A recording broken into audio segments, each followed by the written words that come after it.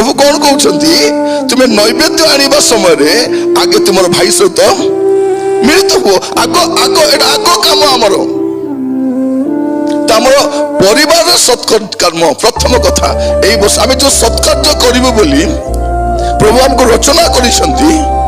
कौटी करवा परिवार पढ़े टिके प्रथम तिमोथी 5 पर्व तार 8 पद और 10 पद प्रथम तिमोथी 5 पर्व 8 पद 10 पद किंतु जदि कही आपण आत्मीय विशेष अपना परिवार तत्व न निए से विश्वास मत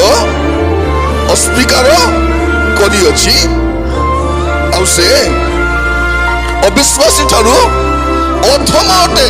जदि जने लोक तार परिवार लोक जत्न नहीं पारुने।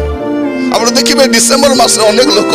चर्च रे आनी ब्लैंकेट बांटुथिले नहीं चर्च रे ब्लैंकेट विधवा साड़ी किंतु बापा माँ को पचारू ना निजर बापा माँ को अनेक देखु ना हेरी के देखु ना चर्च रे आसी ब्लैंकेट बंटा आम को देखो कितनी बढ़िया लोक चर्च रे 10टा ब्लैंकेट आनी थिला किंतु बापा माँ को गोटे बेडशीट मध्य देने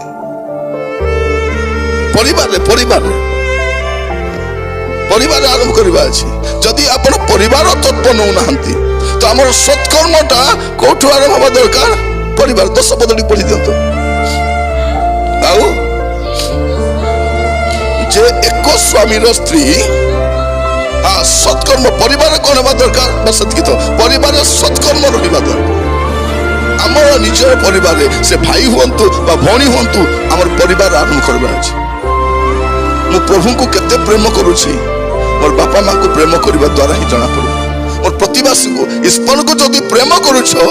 तार अपर पार्श्व कौन तोर प्रतिवासी को प्रेम करो केमती प्रेम करब आत्म